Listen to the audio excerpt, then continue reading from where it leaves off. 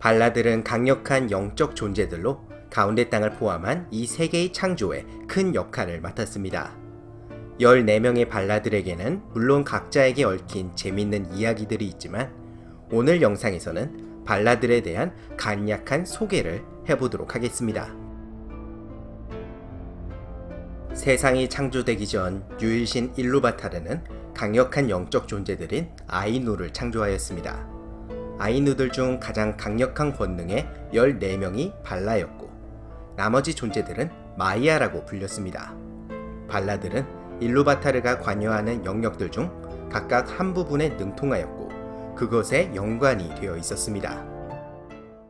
너 때문에 흥이 다 깨져버렸으니까 책임져. 네, 알겠습니다. 쉽게 생각하자면 그리스 로마 신화에 올림푸스 12신을 떠올릴 수 있지만 이들은 전지전능한 신이 아니었습니다. 발라들은 일루바타르를 모시며 그의 의지와 규칙에 묶여 있었고 이해를 돕자면 기독교의 대천사와 같은 존재라고 생각하면 될 것 같습니다. 발라들의 역할은 가운데 땅의 종족들에게 섬김을 받는 것이 아니라 지혜와 조언으로서 그들을 이끌어주는 것이었습니다.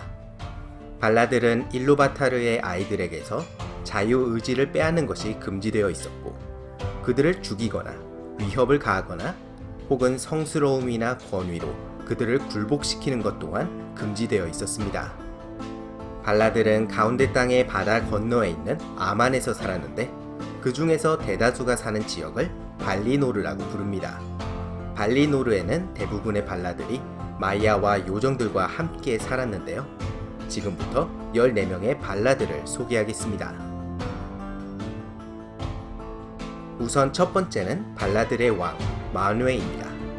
마누에는 발라들 중 가장 일루바타르와 마음과 뜻이 같았기에 일종의 대리인 역할을 맡았고 그렇기에 가장 권위가 높았습니다.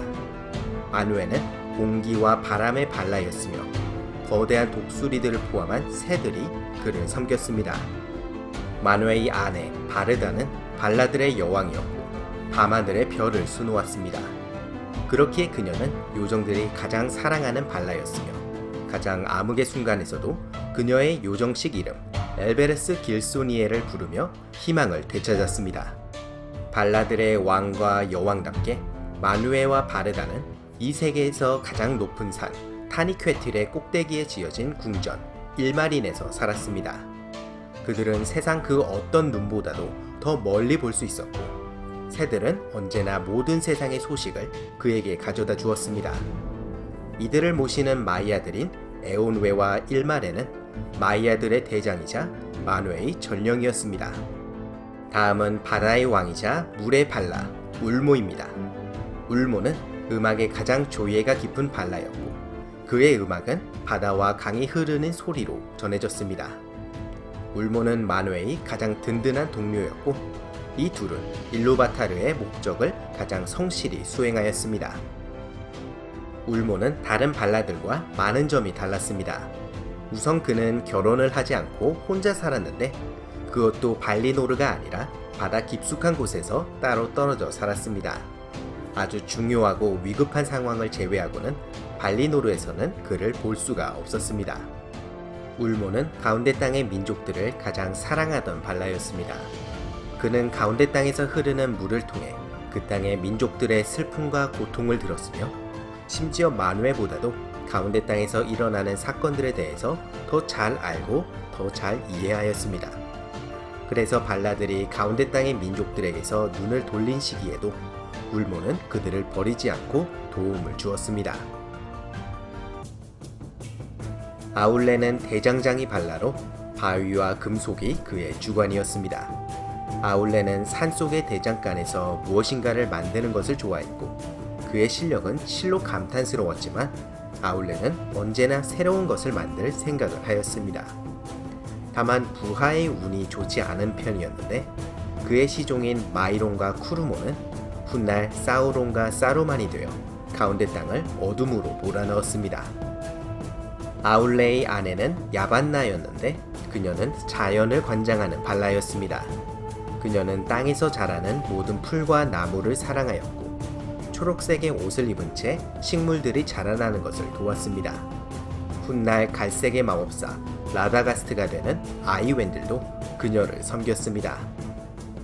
이 부부에 의해 가운데 땅에 새로운 종족들이 탄생하였는데 아울레는 난쟁이들을 만들었고 이들이 가운데 땅의 나무들을 모조리 베어낼 것을 두려워한 야반나는 일루바타르에게 기도하여 엔트가 창조된 것입니다.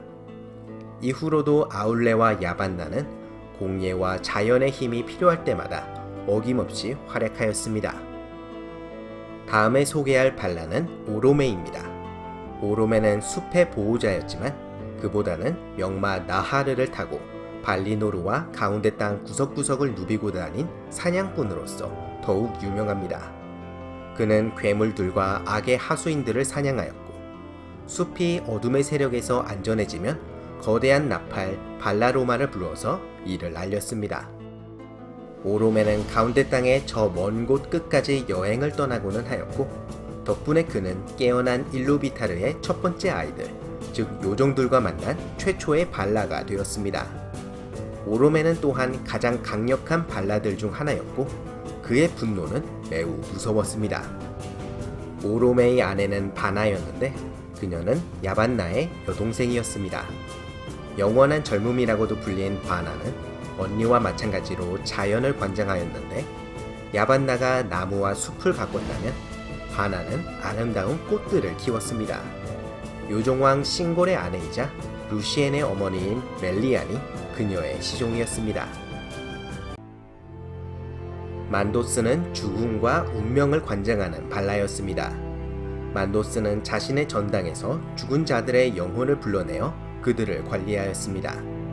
이 전당에서 요정의 영혼은 새로운 육신을 얻어 아만으로 돌아갔고 인간의 영혼은 발라들 중 오직 만웨와 만도스만이 알고 있는 죽음 후의 삶으로 인도되었습니다.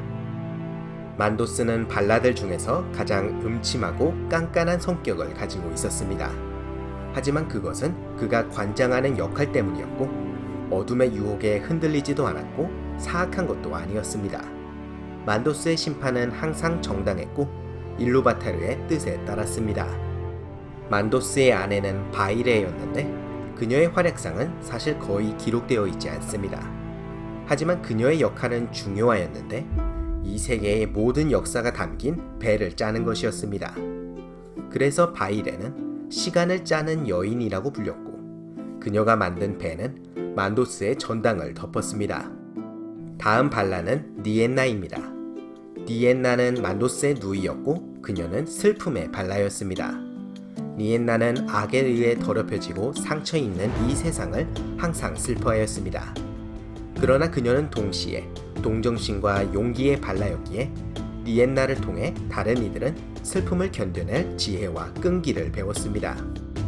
니엔나는 결혼을 하지 않고 혼자 살았고 기쁨이 넘치는 발리노르의 중심부 발리마르에도 다가가지 않았습니다. 대신 그녀는 오빠 만도스의 전당으로 가서 자신의 운명을 기다리는 망자들의 영혼을 위로하였습니다. 올로리는 원래 만회를 모시던 마야였지만 그는 니엔나와 많은 시간을 보냈고 그녀에게서 지혜와 동정심을 배웠습니다. 그리고 훗날 그는 가운데 땅으로 건너가 마법사 간달프가 되어 가운데 땅의 민족들에게 희망과 용기를 전해주었습니다. What a pity that Bilbo did not stab the vile creature when he had the chance. Pity? It was pity that stayed his hand. Pity and mercy. Not to strike without need. I'm sorry, said Frodo, but I am frightened. And I do not feel any pity for Gollum. Now at any rate he is as bad as an orc, and just an enemy. He deserves death. Deserves it? I dare say he does. Many that live deserve death, and some that die deserve life. Can you give it to them? Then do not be too eager to deal out death and judgment, for even the very wise cannot see all ends. 이르모는 꿈과 환상을 관장하는 발라였고 만도스와 니엔나의 동생이었습니다.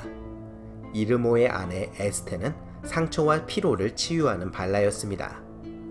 태양과 달이 처음으로 만들어졌을 때 원래 바르다는 두 빛의 나무가 이 세상을 비췄던 것처럼 태양과 달이 함께 하늘에서 세상의 빛을 비추게 할 계획이었습니다. 하지만 이르모와 에스테는 이 세상에서 잠과 휴식의 시간이 사라질 것이라고 걱정했고, 바르다는 그 말을 받아들여 해와 달 사이에 간격을 두었습니다. 그리하여 이 세상에는 낮과 밤이 만들어졌습니다. 이르모는 또한 로리엔 정원의 주인으로 유명합니다. 로리엔은 이 세상에서 가장 아름다운 장소 중 하나였고, 요정들과 마이아들, 심지어 발라들까지 로리엔 정원에 들려서 휴식을 취하고는 하였습니다. 가운데 땅의 로스 로리엔은 이 로리엔 정원에서 이름을 따온 것입니다. 툴카스는 힘을 관장하는 발라였고, 용맹한 자라는 뜻의 아스탈도라고도 불렸습니다. 그 이명에 걸맞게 그는 어떠한 무기도 필요 없는 최강의 투사였고, 씨름이나 전투에서 세운 공훈을 기뻐하였습니다. 하지만 그는 화내는 일이 드물었고 호탕한 웃음을 터뜨렸습니다. 툴카스는 지혜가 부족하여 생각보다는 몸이 앞섰지만 언제나 든든한 동료였습니다. 그러나 그가 분노하면 그를 상대할 수 있는 이가 없었고, 그는 쉽게 상대를 용서하지 않았습니다. 툴카스의 아내는 네사였는데 그녀는 오로메의 누이였습니다. 네사는 굉장히 빠르기로 유명하였는데 그녀가 달리는 속도는 마치 화살과도 같았고, 숲속에서는 사슴들이 아무리 달려도 그녀를 잡을 수가 없었다고 합니다. 또한 네사는 발리노르에서 제일 가는 춤솜씨를 지니고 있었습니다. 이렇게 14명의 발라들 중에서도 마누에, 바르다, 울모, 아울레, 야반나, 오로메, 만도스, 리엔나 8명의 권위가 가장 높았고, 이들을 아르다의 위대한 이들, 즉 아라타르라고 부릅니다. 발라들은 이 세상의 창조에서부터 인간들이 깨어나기 전의 나무의 시대까지 가장 활약이 많았는데요. 각각의 발라들이 가운데 땅의 역사 속에서 어떤 이야기를 남겼는지는 다른 시간에 더 자세히 알아보도록 하겠습니다.